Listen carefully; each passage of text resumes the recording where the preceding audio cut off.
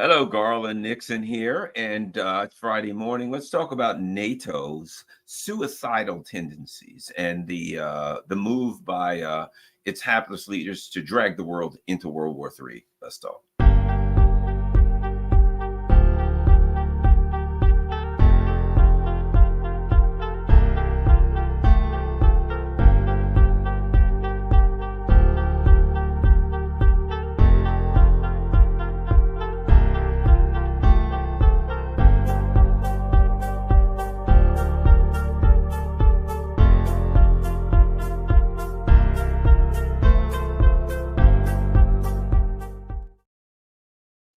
Hello, Garland here, and something I've been thinking about. So I just, me, come on and just kind of chat a bit more than anything else. Let me see. More than anything else, it's a chat amongst friends, right? Okay. Um, I think it's fairly obvious by now. I'm going to this time I'm going to actually turn the volume on my phone off because, about 90% of the videos that I do involves at some point a phone call from somebody. So let's try to make that happen. Let's start here. I think it's pretty obvious now that Joe Biden's days are numbered, and as they say, his days are numbered, and you can count him on one hand, count his days on one hand, and still have enough fingers left to make a fist, right? I think Joe Biden could be gone as early as today. He could be gone as early as today. He's out of here. He's any minute now. The Obama and Pelosi, who they're not the people who run the party. People are like, yeah, Obama really runs the party. No. He's an avatar. He's a spokesperson for the oligarchs who run the party, right?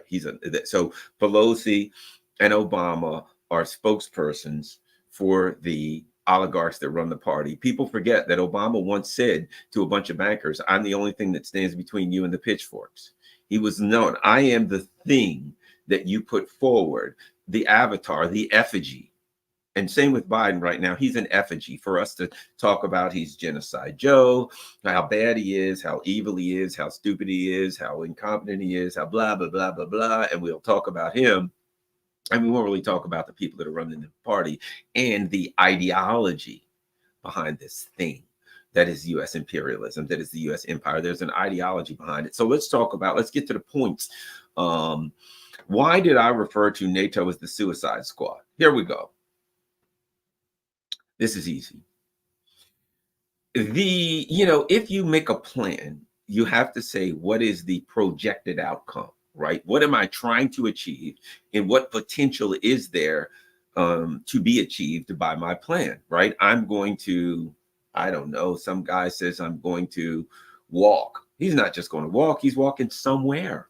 He's going somewhere. Where are you walking to? Now, there are people that just walk every day. You know what? I'm going to go, which is great. A very Zen kind of discussion would be, yeah, you just walk to walk. You're not walking anywhere. When you go swimming, it's not swimming from point A to point B. Most of the time, you just want to go for a swim, right?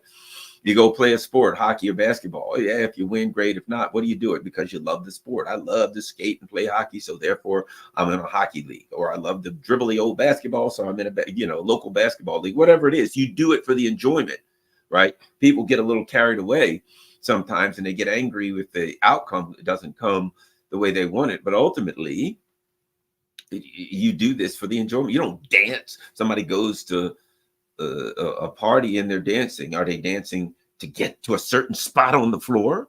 Hey, I got to dance. If the idea was to accomplish something, then the shortest songs would be the best because those would accomplish what you wanted to. You dance, right? Okay. So there are things that you do just to do them, and there are things that you do ultimately to gain something. For the purposes of NATO, let's talk about the infamous scorpion and the turtle, or scorpion or whatever, right? Wherein, some aquatic creature is going to cross a river, and the scorpion walks up to him in this fable or ambles or whatever scorpions do, trundles up to him and says, hey, can you give me a ride across the river? And the whatever says, look, if I give you a ride, you'll sting me and we'll die. And the scorpion's basically like, you got to be kidding me. No, if I sting you, we'll both die. What kind of idiot do you think? No, give me a ride across the river, please. And we'll be cool. I'll never do it. They get halfway across the river. The scorpion stings him. And he says, hey, we're both going to die now, you idiot. And the scorpion says, yeah, but I'm a scorpion. It's just what I do. I can't help. So it's a suicidal by its nature.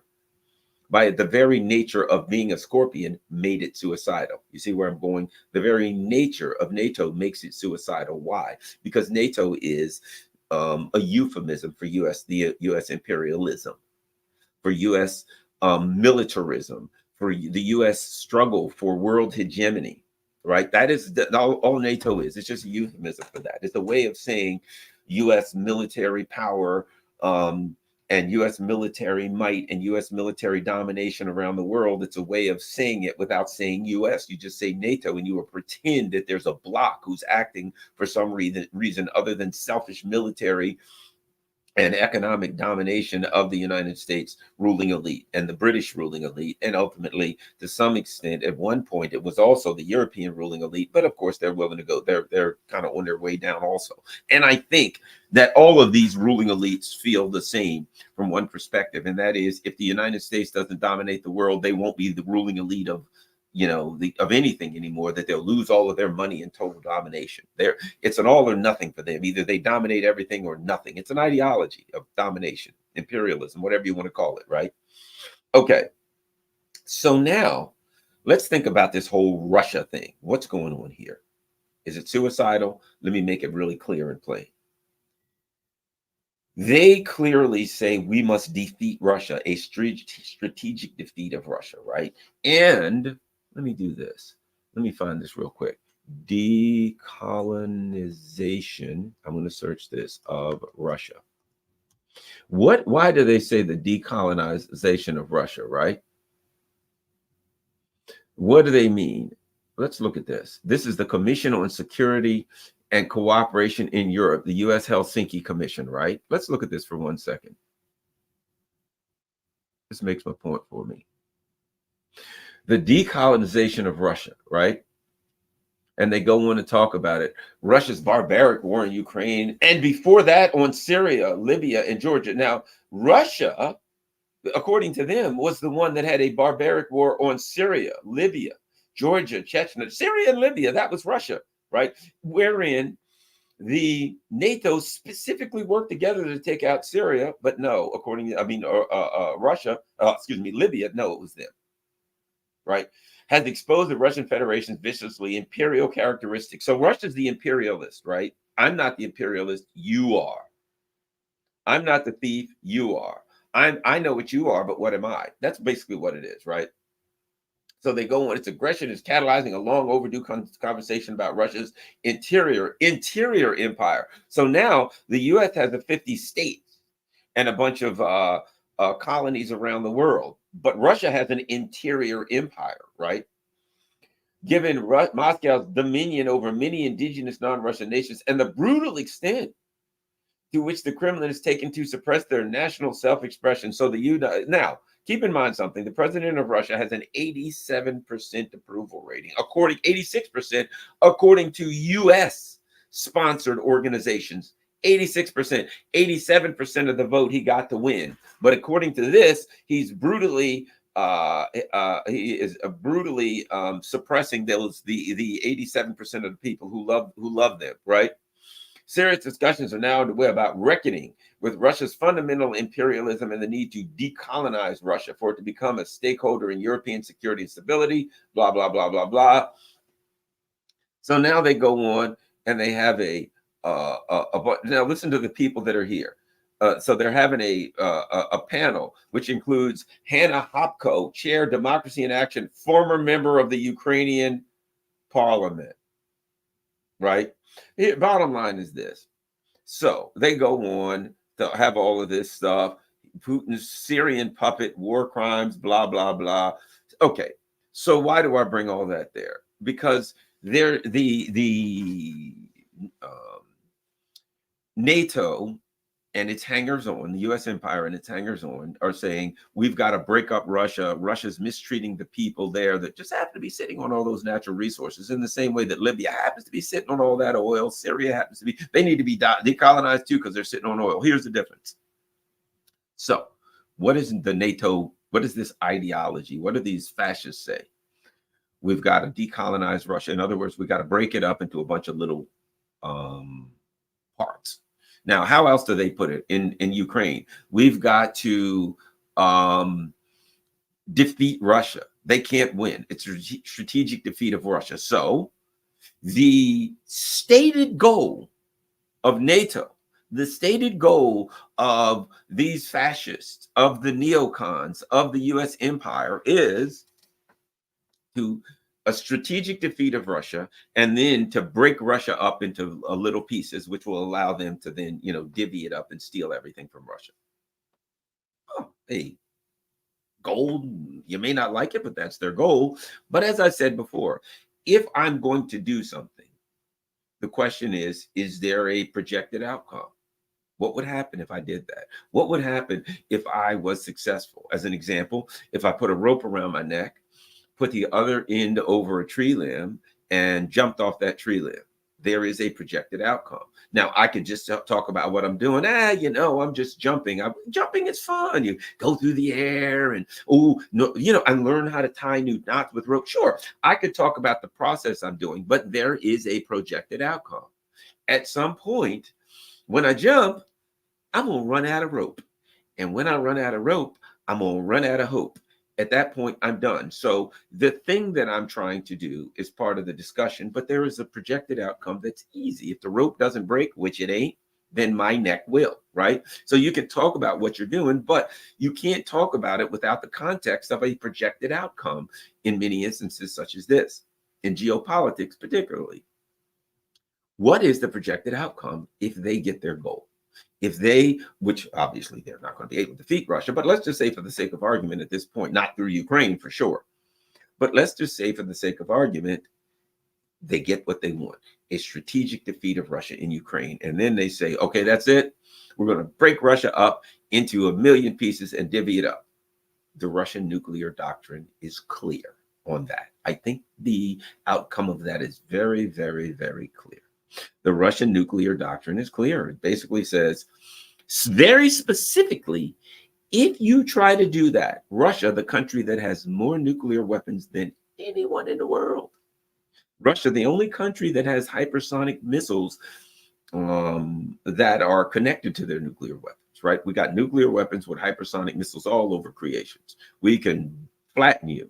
Russia's specific nuclear doctrine says, if you accomplish that goal, will kill you. Every one of you. If you do that, we'll kill you all. We will nuke the United States and launch a massive nuclear strike on the United States. There will be no more United States as we know it. Europe, you're done.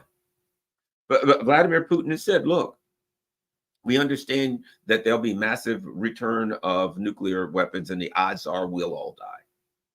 But he said, but we're Christians, we'll go to heaven, you'll go to hell. So, hey, who cares? And look, you can be religious or non-religious. That part of it is irrelevant. If we're dead, a discussion about what happens after we're dead is not really that much of a relevant discussion, is it? And when we return to Stardust, who cares? My point is this. I call NATO the Suicide Squad because they have an ideological goal. And if they were to very specifically achieve the ideological goal that they wish, at that point, every one of them would be killed, including us. Think about that. Think about that. That is no different than me saying, look, I'm going to learn how to tie a nice knot. Buy me a good, strong piece of rope. We wouldn't want a piece of rope that would break now, would we? Nice, strong piece of rope, and learn how to tie a good knot, because you don't want, when the knot's around your neck and you're jumping off the limb, you wouldn't want it to come untied, would you? No. And it's got to be an oak tree, because I really wouldn't want a tree with a fat limb, because you don't want a limb that, would break. Your neck is stronger than the limb. Can't have that. Okay, what do we got? We got our rope. We got our knot. Ropes tied around the limb. The others tied around my neck. All right. All of my goals and everything that I wanted to do to get me where I needed to get it, is ready. Man, I've been successful. What are you going to do now? Well, of course, I'm going to jump off the limb. I'm going to jump off this limb with this rope tied around my neck, one other end tied around the limb, right? Yeah, that's my plan. Okay, great. And what's your plan after that? Huh? What? Huh? What's your plan after that? You ain't got a plan after that. Because if you are successful in executing your plan, you will be dead. That's the end of your plan. That's called suicide. And right now, I know, you know, and these lunatics know. But although they're so incompetent, they're so absurd, they're so caught up in a narrative that they can't even have that discussion. They can't even get to, hey, by the way, guys, we got a plan and everything of strategic defeat on Russia. Yeah. And then breaking Russia up into little pieces, right? Yeah. So let's just say we have the strategic defeat on Russia that we want. And now we're ready to break Russia up into little pieces. Okay. How are we going to go about that? Well, first thing we got to take something into account. What's that? As soon as we get the strategic defeat of Russia, yeah, they're going to push the button and nuke and kill us all. Oh, okay. Well, then what? That's where they are. Nobody is saying, and then what? It is clearly, and this is this discussion that has to be, it is clearly a suicidal ideology, a suicidal plan, a plan that if you achieve your goal, you won't get U.S. hegemony. There won't be a U.S. to be a hegemon. In fact, based on what we've been told, I don't know if it's true or not. I'm not a scientist. I'm not a nuclear scientist. I'm not an ecologist. But based on what we've been told for many, many years, in the event that we do this and this nuclear confrontation comes to fruition, that it will throw so much dust into the atmosphere that it'll block out the sun for 2 years. We'll all be killed. And then, of course, after that, there'll be radiated ash all over the world, and life as we know will end it. Now, I suspect that this planet itself is pretty resilient. And if you look at Chernobyl, where we were specifically told that such a thing was going to happen, that nothing could go, there's like all kind of life there. And I actually read an article about the dogs of Chernobyl, right? These dogs who have like genetically changed, like their DNA has changed so that they can live in the irradiated area. So my point is this: my suspicion is that Earth's pretty resilient. It's a living creature, and that it'd be like, well, got rid of those ignorant bastards. Oh my God, they were a pain in the neck. All right, let's get going again. And it would make some adjustments, and new creatures would, pop up, and they would be, very resilient, and their bodies and their DNAs, etc., would simply adjust so that they could live in a new environment, which would be new creatures plus lots of radiation, and they'd be fine. The radiation wouldn't bother them a bit. They just make an adjustment. I mean, think about this. Think about this from that perspective. I don't want to get too deep into this, but look, the human body, animals, creatures are perfectly aligned. They're aligned with their environment. I've done it before. If you spend a lot of time outside in the heat, your body will start adjusting to the heat. So if you move to an area where there's a lot of heat and a lot of sunshine, your body will start making changes so that the heat doesn't bother you as much. If you move to a cold area or in the wintertime, what happens in the wintertime? Your body starts making changes, adding fat, doing all kinds of things to make it survive better. If you were to move to a cold environment, your body will begin to change and align itself with that new environment so that it has the greatest opportunity to survive. It will pick up everything, how much sunshine it gets, how cold, what the temperatures are, whether it's windy, whether it's dry, whether there's more water available, less water available, the foods you can have available, all things, your body will begin to change and align. You have people that are like Eskimos living in areas where there's hardly any vegetation, and they just like live off of fat, like seal blubber and stuff like that, with like virtually no vegetables. If you were to do that, or I were to do that, we'd have like high cholesterol, have a heart attack, and die in a month. But if we were to move there and slowly start to adjust our diets to that, our body would change to the point where we could do the same thing. And the fact of the matter is, they've been doing it for generations, thousands of years, eons, millennia, to the point where their body is aligned to their environment. Therefore, I say that the earth would simply make some adjustments, and this a prognosis we have that all life would end, I don't think it would. I can say one group of people, there's one group that'd be gone, but even that, I mean, maybe some of the people who live in, some parts of the world that are more remote, um, that are warmer might be able to make it through. I suspect some people would make it through. Their body would make some adjustments, and there'd still be humans, but maybe in more remote parts of the area of the world, which could be a good thing. You know what I mean? All of the so-called developed industrial parts of the world, everybody's dead. And who lives? The hunter-gatherers people. I think they'll make it. The people who like live off fish and stuff like that, they'll be fine. The oysters, they'll be like, what do we do? Well, the fish are mostly dead because of the radiation and the cold. Let's dig down a little bit, and they find like oysters and clams under the sand. Hey, we can live off that. So they live off of that for several years until everything grows back, and next thing you know, everything's fine, minus these morons such as us, right? That's what I think can happen. But at any rate, all that being said, it comes back to the same thing. It comes back to the reality that our leadership and the ideology of our leadership, which might I add, does not align with the ideology of even most of the people in these countries, right? That the ideology of our leadership is suicidal. It's one that ensures and guarantees, our deaths. If they get what they want, then we die. Now, let me add this. And that's not enough, apparently, for these people. They're so suicidal. You know what? It's like, I'll tell you what it's like. It's like one of the Clinton friends. Let me find this.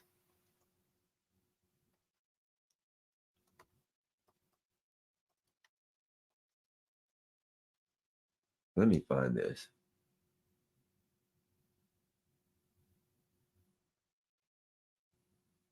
It's like this guy.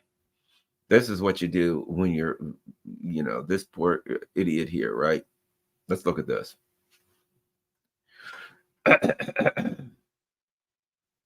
Clinton associate with Epstein ties found hanging from tree with shotgun blast in suicide, right?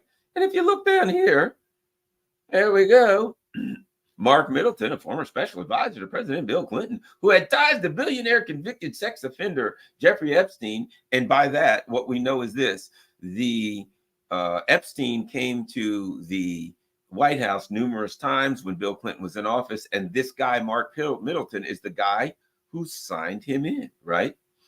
He was found hanging from a tree with a shotgun blast to the chest.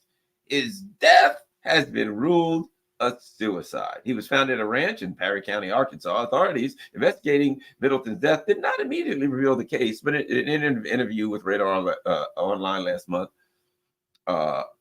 revealed the cause. Perry County Sheriff said Middleton was found hanging from a tree by an extension cord with what he described as a self-inflicted shotgun wound to the chest. He died from a self-inflicted shotgun wound to the chest. He found a tree. He pulled a table over there. He got on the table, took an extension cord, put it around the limb, put it around his neck, and shot himself in the chest with a shotgun. Yes, sirree. It is always amazes me how frequently that happens to Clinton associates. Clinton associates are just, I don't know what it is. For some people, for some reason, people that hang around the Clintons, they just wake up and they're like, oh, this evil world that we live in, I must exit this mortal plane. And shotguns, hangings, plane crashes. I'm just saying, they got their own Clinton. They've got their own wing, their own section in Arlington Cemetery, right? There's a big sign. Hey, what's that over there? Are those the bodies from World War II? Well, not exactly. World War I. No, but it's so vast. It's a civil war. It looks like hundreds of thousands of people. That must be the bodies of all the Civil War in that section over there. Well, not really. Really, what is it?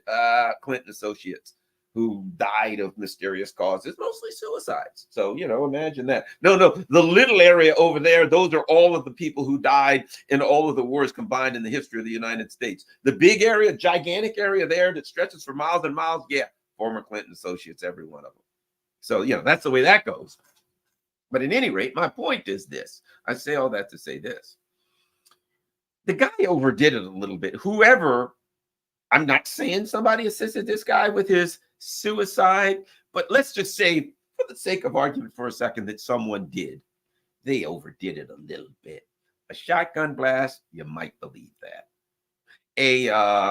Hanging, possibly. Okay, people hang themselves. But a shotgun blast and a hanging, I'm just saying maybe you pushed it a little too far. Maybe you pushed it past the level where most of us would believe that that was actually a real suicide. At some point, we start to get suspicious. You know what I mean? Let's see. And oddly enough, he had burns all over him, like he'd been tortured. Some of his fingers had been cut out. Looked like somebody had drilled into his skull. Yeah, it's a weird way to commit suicide. But hey, what the? Who am I to question Perry County Sheriff Joe Ho Schmittenfield or whatever the hell his name is, who says that it was clearly and obviously a suicide, kind of like the suicide of David Kelly, the infamous guy who poor bastard who ratted out Tony Blair about and company about the what was it he told them about the WMDs in 2003, and he's a guy who walked out into the woods and slashed his own wrists and bled to death, except there was no blood at the scene. So I mean, that's another kind of weird, lots of weird suicides. At any rate, my point being this: apparently, for NATO, the U.S. empire, suicide by Russia ain't gonna get it done. That is not enough. Yes, do they have a plan? Absolutely. And if their plan comes to fruition, will it guarantee the nuclear annihilation of Europe, of the US, probably of Russia, and most likely, most of the people on Earth will die? Absolutely. But they can do better than that. Now they want China. Now, keep in mind something. Militarily, they are in no position to confront Russia. Yeah, I keep saying if they could, they would, but they can't, so they won't. They recently did some survey to figure out how they could get troops to Ukraine, to the Russian front to fight Russia, right?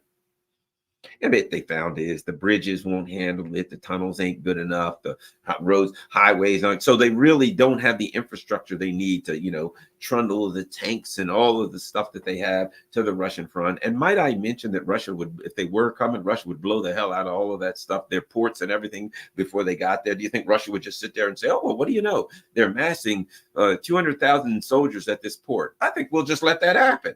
No, that wouldn't work anyway. But at any rate, so here's my point. They don't have the war material, nor the number of soldiers. They don't have anything they need. They don't even have the military technology necessarily to confront Russia and on Russia's border. So bottom line, if NATO was to go to Russia's border right now and try to do a land war, they'd lose.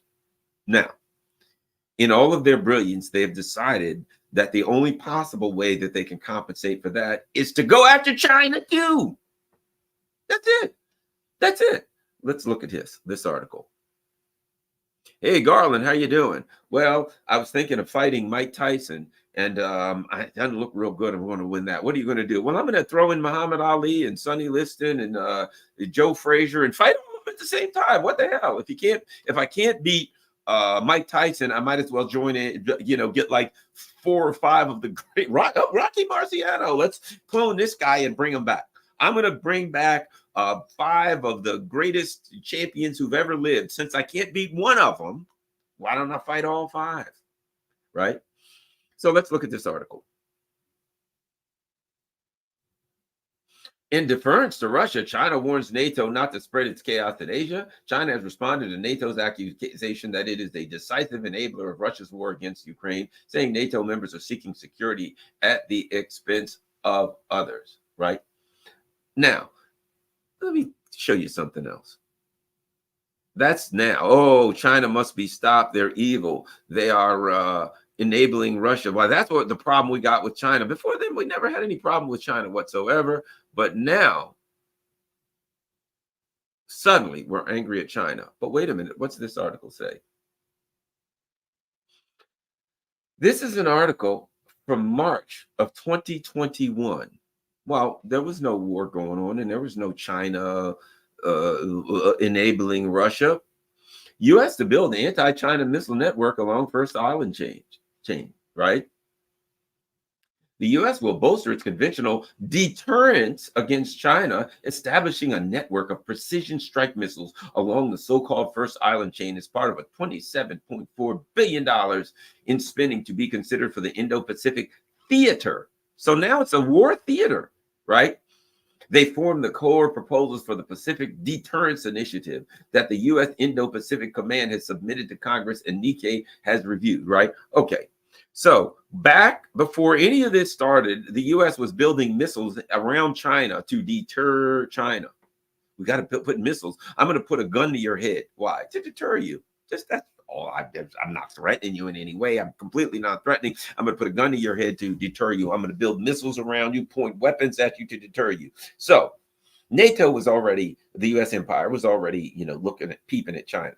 But now what they're saying is, okay, China is threatening the Philippines.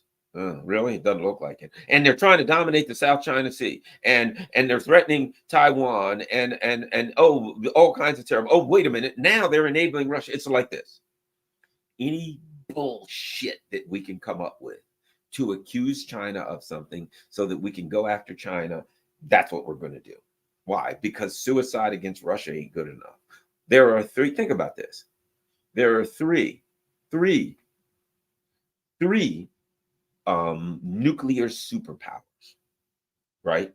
And really economic superpowers. If you look at Russia's ability to affect the world economy through the demand for its vast storage of natural resources and technological advances. So you got three real super world powers. One of the world powers is saying we must have a strategic defeat against one of them, Russia, and we must deter and contain Russia. Okay.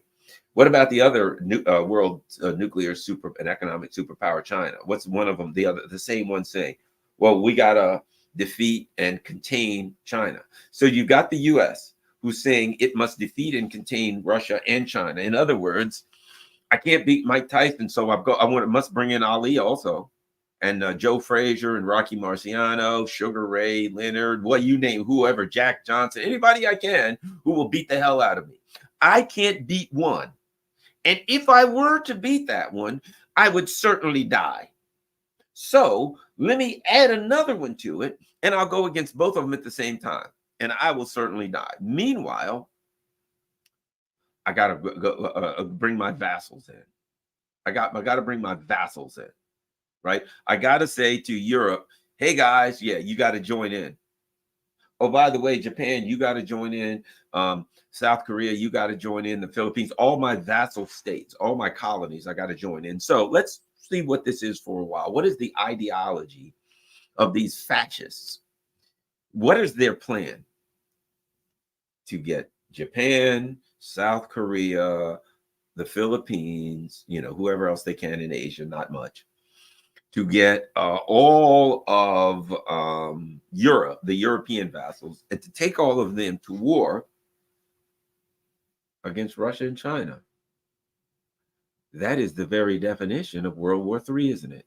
The ideology of the ruling elite of the US and Europe is to annihilate humankind through nuclear confrontation by starting deliberately with malice and a forethought. Deliberately starting World War III. Let's distill this down to what it is. You can call it deterrence. You can call it colonization. You can call it a strategic defeat of Russia, Smusha, Prussia, whoever the hell. I don't care what you call it. In the end, physically, kinetically, what is it? It's bringing your vassals in Europe together. What little few vassals you have in Asia, bringing them together and uniting them in a war against Russia and China. And since, let's be honest, North Korea, since 1961, has had a agreement, a pact with China that says you attack one, you attack the other. It's kind of an Article 5, right? Meanwhile, Russia just signed that same Article 5 kind of agreement with North Korea. You attack Russia, you attack North Korea, you attack North Korea, you attack Russia. So where are we? That's three nuclear powers right there. So the US is basically saying we can't defeat Russia. We want to, we're trying to, we're doing everything we can. Now they'll say we can, but any reasonable, insane person looks at it and says that if they could have, they already would have.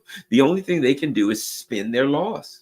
The only thing they can do right now, Joe Biden can go on and say Russia's losing 300 million trillion people a day.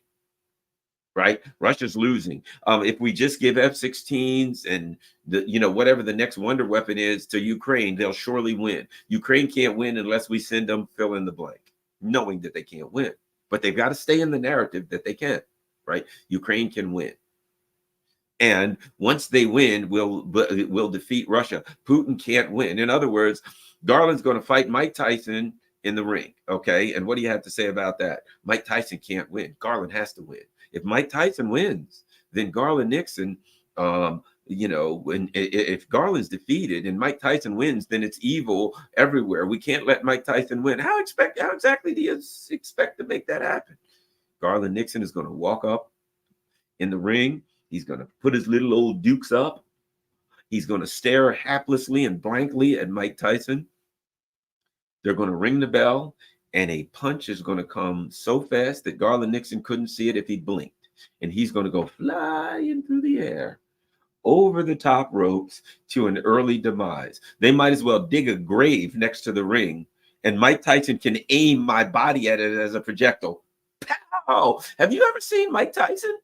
Have you seen this guy? Now he's like in his 50s. I was watching some video the other day, right, of Mike Tyson. Now the dude is like a monster. He is like a physical specimen. He's in fantastic condition, gigantic muscles everywhere, as always, right? And I'm like, you got to be out of your mind to get in the ring with this guy. That's what he does. He's a great fighter. He's a former champion. And if you were to put me in the ring and say, but Garland has to defeat him, and Mike Tyson can't win, all of that big bluster and talk ain't going to do Garland Nixon no good at all. As soon as the bell rings, Tyson's not even going to have to like move or shake or anything. All he's going to have to do, he won't even have to throw his famous hook or anything. One quick jab, pow! That jab will reach out, smack him right on the old snoot of Garland, and they're going to might as well bury me immediately because I'm a dead man, right? Well, right now, NATO has completely disarmed itself. It sent everything to Ukraine, and Russia blew the hell out of it. Now it's going to send some old F-16s. Will one fly in and drop a bomb somewhere, maybe, whatever. But as a rule, they'll get shot down. What are they going to send them to a base? A base is going to get blown to hell. What's the most they can do? They can fly it out of a NATO base and cause Russia to strike the NATO base. Then what? Then what? Are you going to retaliate against if NATO retaliates against Russia, then all of those bases, American bases surrounding Russia with conventional weapons, there'll be no more. Then what? What do? You just commit suicide then? Because their entire plan is suicide. If we get what we want, we will all die. That's for certain. If we must have the rules-based order. Their plan is an end to the rules-based order. And, look at Congress. Congress's plan. Hey, we've got to send more money to stop China and Russia and whoever the hell. Well, what happens if you get your plan, Congress? Oh, well, we'll all be killed. Great plan. Something about a plan that ends with everybody dying makes me question, causes me to have pause, great pause when it comes to supporting that plan. But that's the plan right now. The plan is suicide. The ultimate plan is suicide. But that wasn't good enough. It's that possibly you might lead like a Clinton, a victim of the Clinton curse, shall we say. Just jumping off, just tying an extension cord around your neck and jumping off a tree limb, that ain't good enough. You got to shoot yourself with a shotgun also, right? I remember back, when I used to, again, back in law enforcement, and one of the things I did was search and rescue, Marine police on the bay, search and rescue for years. And I remember one body we got, we would get bodies, right? Somebody call a body floating off Mountain Point, whatever. You go there, and we had to recover the body recovery, right? And I remember there was a guy that we recovered out off the mouth of the Magothy River. And what he had done was he had tied cinder blocks to himself. He hung the cinder blocks over the side of the boat, and he had tied a shotgun to himself so he wouldn't drop it, I guess, or whatever. And he shot himself with a shotgun, and overboard he went, and the cinder blocks took him to the bottom. Now, based on the information that we had at the time, we believed it was suicide, because this was a person who had committed suicide in the past and who had threatened suicide and had all of the classic signs of being suicidal. And there was no sign of foul play or anybody else. Basically, he got on a boat. He went out there by himself in the boat. People saw him in the boat. People saw him putting stuff in the boat. You know, all of the evidence pointed to suicide. But the bottom line was, he said, hey, I guess just jumping overboard, drowning myself ain't good enough. I'm going to shoot myself and drown myself and all of the above, right? Okay. So now the U.S. empire says we need World War III. And very specifically, we need the World War III where we lead a group of powers against the two powerful nuclear powers.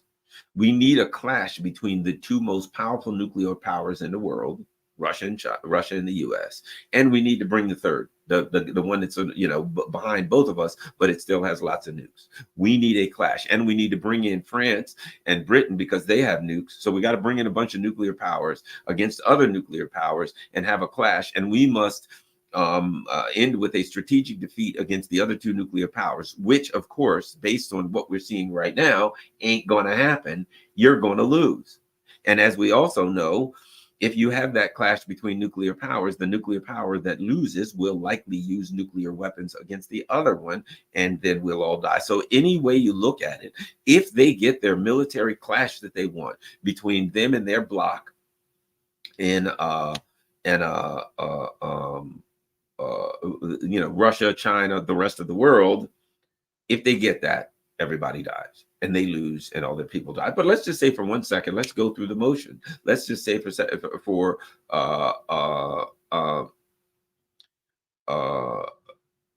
don't, which they will. But let's just go through the motion also. What else happens?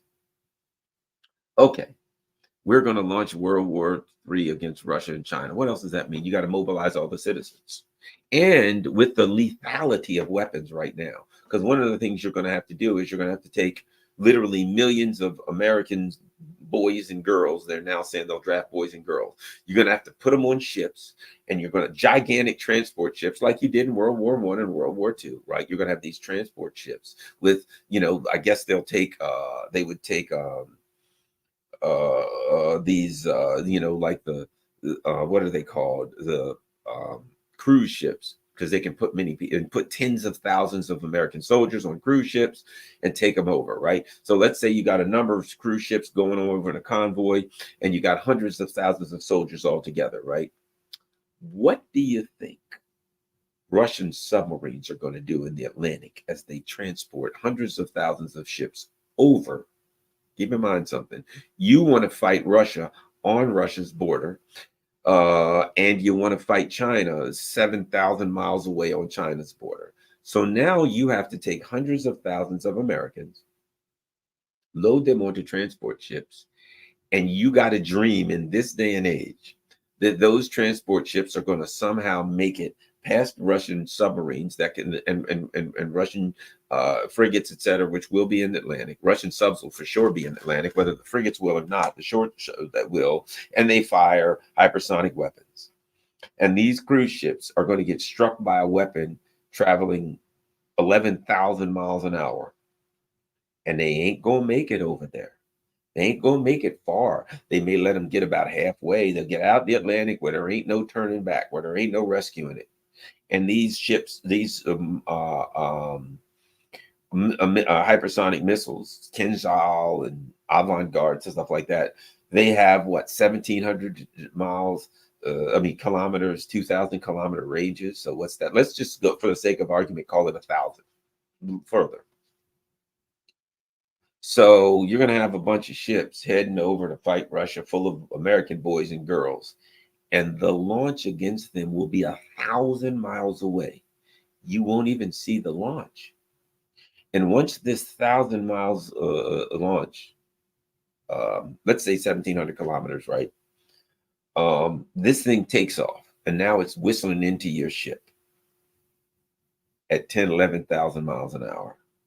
What do you got?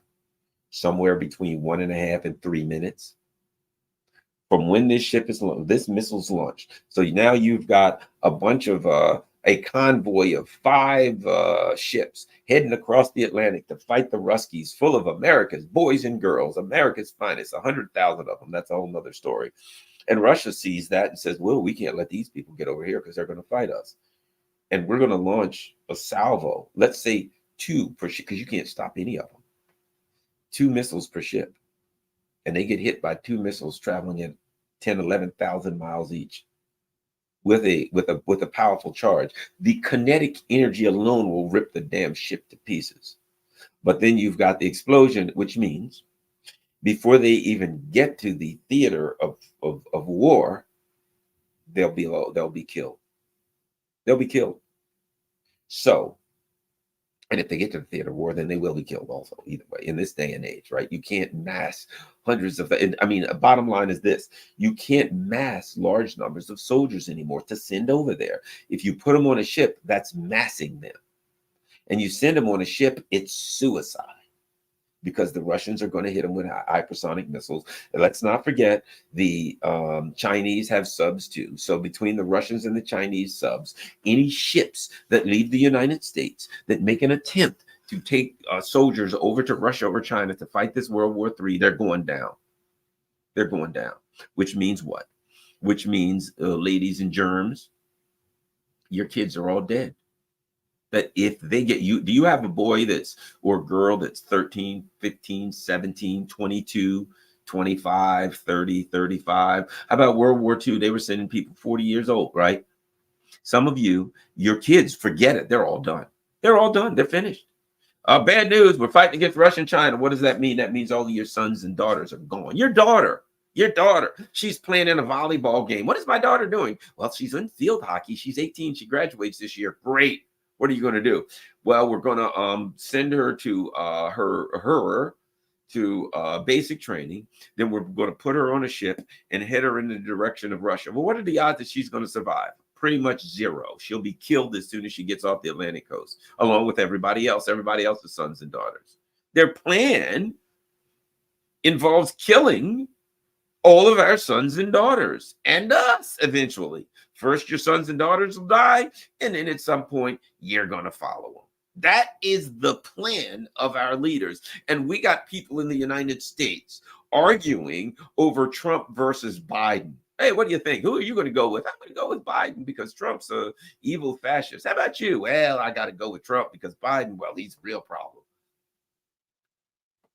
I'll say this.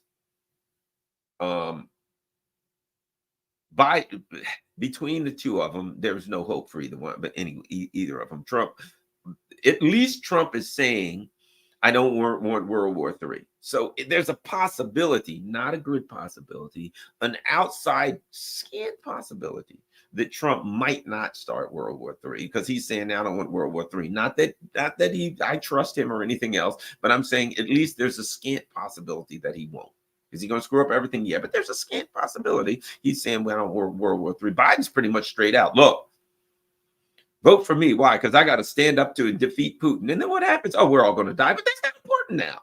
What's important is we focus on doing the thing that will cost the life of every American, starting with your kids. And what about China? Well, that goes unsaid.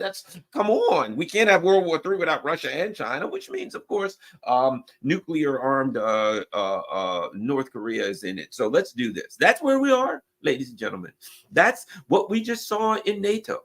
Clearly, that's what we see with this old relic wandering around who doesn't know his butt from a hole in the ground. But it doesn't matter what Biden knows or doesn't. The one thing we learned from Joe Biden is this: he ain't running it. He never was running it. He won't be running it because this is not the kind of thing that is run by the president. We also learned what?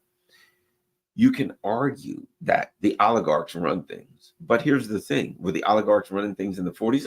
In the 40s, in the 50s? Sure. This is an ideology that has a long history of running, from killing the Native Americans to slavery to apartheid to overthrowing governments all over the world to overthrowing Haiti and slaughtering Haiti's, genocides all over South America, Indonesia, you name it. There's a long history of the U.S. empire slaughtering people all over the world, leaving a bloody trail of bodies worldwide in pursuit of world hegemony and theft.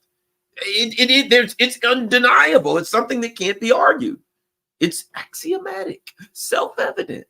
The facts speak for themselves. And today, in a nuclear armed world, you can't continue with that ideology. And if you do, you will surely die. If you continue with that ideology will wipe out the United States and Europe and quite possibly everybody else, maybe even likely everybody else, unless the scenario that I argued earlier, which said that there is some survivability of a nuclear war, most likely hunter-gatherers in very remote areas, maybe mountainous areas, whatever, people who can, maybe areas where people really survive off the land and have learned how to survive and can stick out a year or two until all of the dust settles up. It's possible that those people might have a chance. Some of them might survive. And if they do, their bodies and DNA can quite possibly change to a point where they can survive in a radiated area. And if not, then some new types of animals and species will develop. I believe that. But it don't matter to us. Does it really matter to us? Because it all comes down to the same things. Americans and Brits and Frenchmen and you name it are voting for people whose plan is to kill them and to kill their children, to sacrifice their children first, and after that, to kill everybody. That's the plan.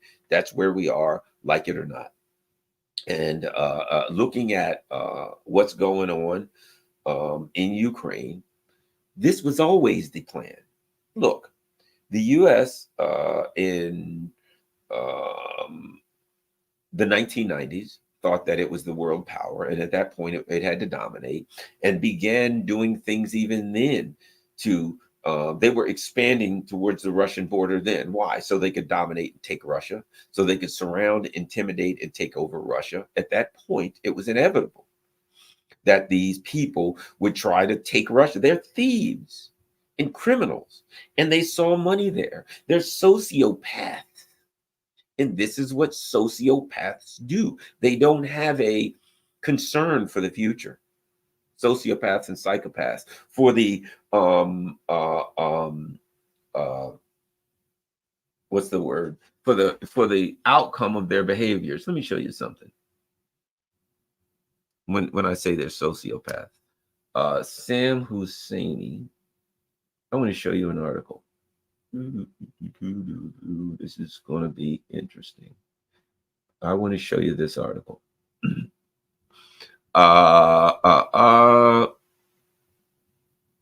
If you don't think they're sociopaths, you're smirking, right? On Tuesday, Matthew Miller was asked about the estimate in the Lancet of 186,000 Palestinians dead in Gaza. He pretended to express sadness about any deaths while repeatedly smirking, as I've seen him do time and again. So I chimed in and noted, "You're smirking. You're smirking as you say that. Are you aware?" And I would argue he wasn't. So I chimed in and noted, "Your smirk." Okay. His smirk quickly disappeared, and he said he wouldn't entertain my comment. The exchange was put out by Decensored News and went viral on X, Twitter. It was covered by various media, including The Independent, blah, blah, blah. Also, note Miller said, "The reported number already is unacceptable. We long ago passed that stage." Where I should, he seemed about to say, "We long ago passed the stage of acceptable deaths," right? Now look at his face. This is Matthew Miller. He's smirking. He's smirking. Now, what do we learn from that? Read a great book called, as you know, it's just I'm giving away boxes and boxes of books, and I still got more. But these are some of my favorites behind me. But my point is this: In the sociopath next door, one of the things that they talk about is with a sociopath, one of the things that's noticeable is that when you talk about terrible and horrible things happen to other people, you'll notice unconsciously that they start to smile, that they get joy. Yeah, some guy was tearing apart that poor guy, man. His kids, pit bulls tore his children apart right in front of him. His wife was bitten in half by a Tyrannosaurus Rex, and there was alligators coming down, or coming towards him to eat him. And my, what a horrible thing! And if you talk to a sociopath, they'll be like, "Ah, interesting story, huh? Kids torn apart by pit bulls, huh?" Oh, wife bitten in half by Tyrannosaurus Rex. Ooh, terrible. Oh God, what a terrible thing. Oh, wait a minute. Gators were going to eat him. Oh my God. Oh, that's really bad. And then you say, but the bad thing is the guy's whole family's going to die, and he's not going to get to pay you the $50 he owes me. Oh shit. Damn it. He owes me $50. That bastard is going to die, and I'm not even going to get my $50. That's the way a sociopath thinks. They will unconsciously begin to smile. Look it up. When they're told about horrible things happening to other people, they get great joy. They're very sadistic. Look at the face on this piece of shit. Excuse my language, but every now and then, I just gotta say it. Look at the face on this turd. Hey, lots of 186 Palestinians died. Look at this. Look at the look he gives. What's that again? 186,000 dead Palestinians.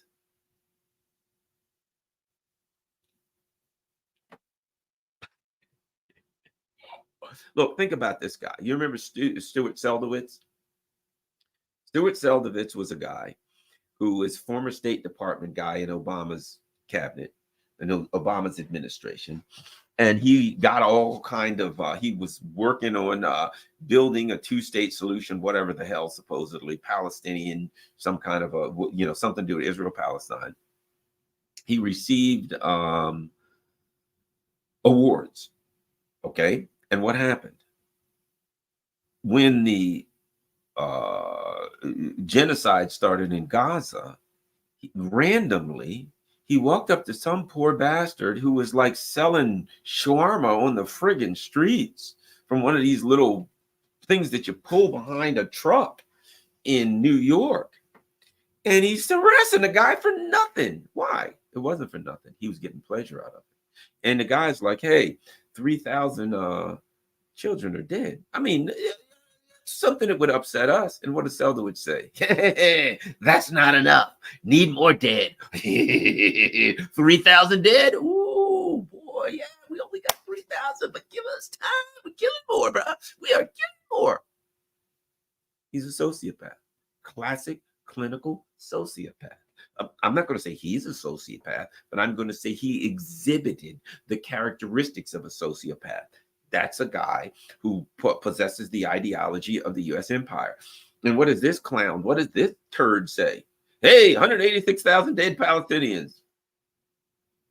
He gets a friggin' smirk. And he's trying, you can see by the look on this guy's face, he's trying to hold it back. He's like, well, yeah.